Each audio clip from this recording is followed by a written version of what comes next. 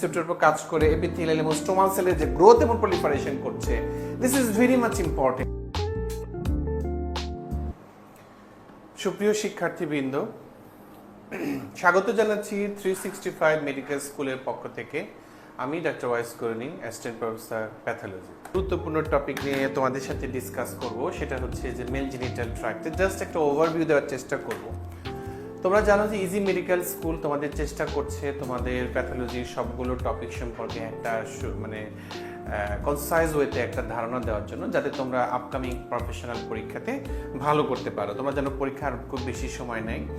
So mail genital tract থেকে যদি আমি বলি যে আসলে কোন টপিকগুলো সবচেয়ে বেশি ইম্পর্টেন্ট যদি তোমরা বলো, তাহলে আমি বলবো যে এখান থেকে যদি টিচাররা প্রশ্ন করে তাহলে মোস্ট কমনলি প্রশ্ন করবে টেস্টিকুলার প্যাথোলজি আর প্রোস্টেটিক প্যাথোলজি।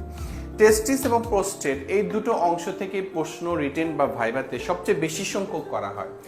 এছাড়া তোমার Penney, seminal vesicle vas deferens এগুলা থেকে প্রশ্ন হতে পারে, কিন্তু সেগুলার পার্সেন্টেজ তুলনামূলকভাবে কম।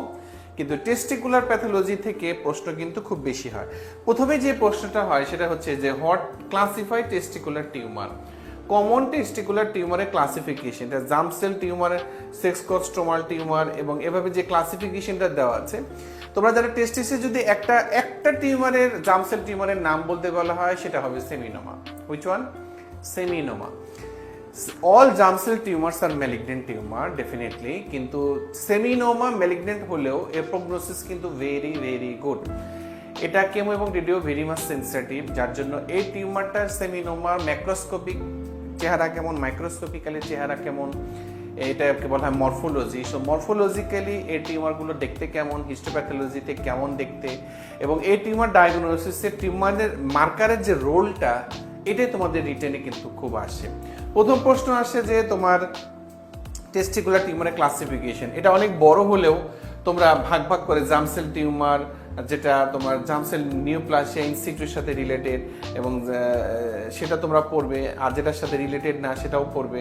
Sex stromal tumour is very much important. একটা সেমিনোমার গ্রসলি কিন্তু এরকম সলিড থাকে এবং ট্যান গ্রে বা গ্রে হোয়াইট একরকম লোবিউল তোমরা থাকে, এবং এখানে কোনো হেমোরেজ নেক্রোসিস কিন্তু পাওয়া যায় না। একটা টেস্টিকুলার টিউমার ডায়াগনোসিসের টিউমার মার্কারের রোল, এই প্রশ্নটা রিটেন এবং ভাইভাতে ভেরি ভেরি ইম্পর্টেন্ট। একটা টিউমারের আলফা ফিটোপ্রোটিন দেখে ইয়কস্যাক টিউমার ডায়াগনোসিস করা যায়, এবং বিটা ইসিজি দেখে কোরিওকার্সিনোমা, ট্রফোব্লাস্টিক টিউমার, নন সেন্টিমিটার টেস্টিকুলার টিউমার, এবং এলডিএইচ দেখে একটা টিউমারের কতটুকু বার্ডেন বডিতে আছে সেটা নির্ধারণ করা হয়।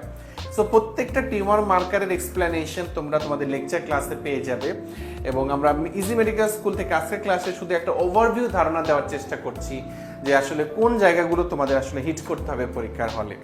রোল অফ টিউমার মার্কার তোমাদের ডেফিনেট একটা প্রশ্ন হয়, যে একটা প্রবলেম বেসড প্রশ্ন হয় যে একটা 32 বছরের মেল পেশেন্ট একটা পেনলেস টেস্টিকুলার মাস নিয়ে আসলে প্রথমে তোমার ডিডি কি হবে, এর ভিতরে কি ল্যাবরেটরি ইনভেস্টিগেশন তোমরা সিকোয়েন্সিয়ালি করবে।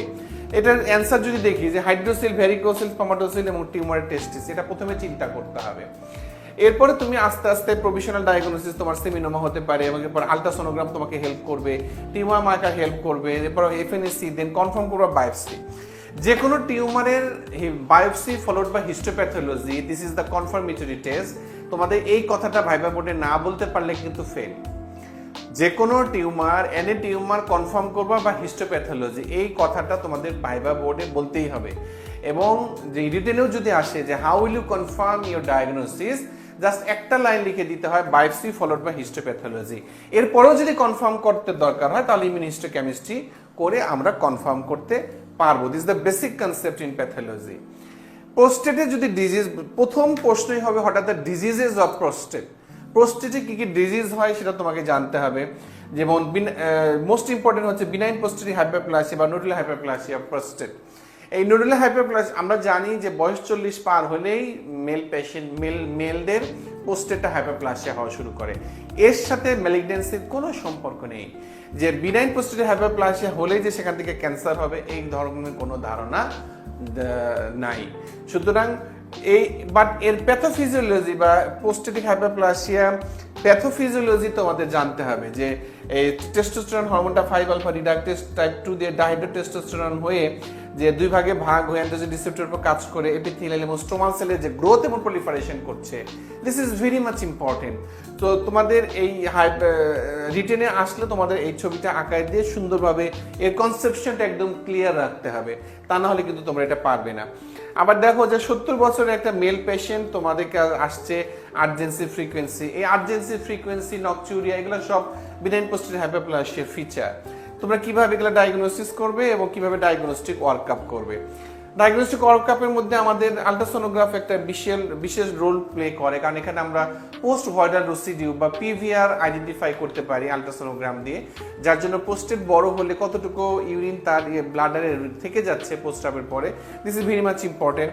এছাড়া তোমাদের পিএস এর একটা ইম্পর্টেন্ট রোল আছে এটা ডায়াগনোসিসে, যদিও পিএসএ নানান কারণে বাড়ে, একটা ইনফ্লামেশন হলেও বাড়ে, প্রোস্টাটাইটিস হলে বাড়ে, পিআর করলে বাড়ে, মাস্টারবেশন, ইজাকুলেশন বিভিন্ন কারণে বাড়তে পারে, প্রোস্টেট ক্যান্সারেও বাড়ে, তাই না? আবার বায়োপসির জন্য আমরা ট্রান্সিটোথি রিসেকশন অফ প্রোস্টেট বা টার্প করতে পারি, এটা করলে এটা কি হাইপারপ্লাসিয়া না ক্যান্সার, এটা আমরা পার্থক্য করতে পারবো। তো মেল জেনিটাল ট্র্যাক্ট থেকে যেটা আমি বললাম যে তোমাদের পিএসএ শর্ট নোট আসবে, পিএসএ একটা শর্ট নোট ইম্পর্টেন্ট, তোমরা নিওপ্লাসিয়াতেও পিএসএ সম্পর্কে জেনেছো। তো আমি যদি শর্টকাট করি তাহলে টেস্টিকুলার টিউমারের ক্লাসিফিকেশন, কিপ্টোরকিডিজম নামে একটা শর্ট নোট অনেক সময় আসতে দেখা যায়, যে আনডিসেন্ডেড টেস্টিস বা কিপ্টোরকিডিজম। এছাড়া টেস্টিস থেকে সেমিনোমা বিস্তারিত জানতে হবে, সেমিনোমা থেকে role of tumour marker in testicular tumour, এবং পোস্টেট থেকে হঠাৎ the diseases of prostate including the benign prostate hyperplasia pathophysiology এবং পিএসএ শর্ট নোট তোমাদের আসবে। এখান থেকে বেশ কিছু ভাইবার প্রশ্ন আসে, এবং তোমরা যদি এগুলো একটু কনক্রিট এবং শর্টকাট একটা ভালো প্রিপারেশন নিতে চাও তাহলে আমি মনে করি যে তোমাদের ম্যাট্রিক্সের যে আমাদের বইটা আছে এই বইটা তোমাদেরকে হেল্প করবে। এই বইতে খুব সুন্দরভাবে চ্যাপ্টার ওয়াইজ প্রশ্নগুলো সুন্দর করে সাজিয়ে দেওয়া আছে।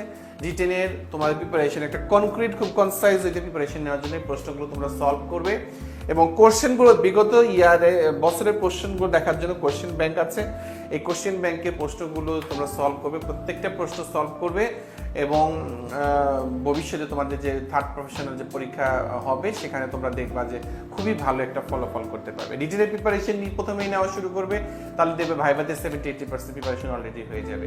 এছাড়া ভাইবার জন্য আমাদের প্রত্যেকটা চ্যাপ্টারের শেষে কিন্তু প্রশ্ন দেওয়া, ভাইবার প্রশ্ন বক্সের প্রশ্ন দেওয়া থাকে, যে সমস্ত প্রফেসররা কী ধরনের প্রশ্ন আসলে পছন্দ করেন, এক্সটার্নালরা বা ইন্টারনালরা, সেই প্রশ্নগুলো দেওয়া আছে।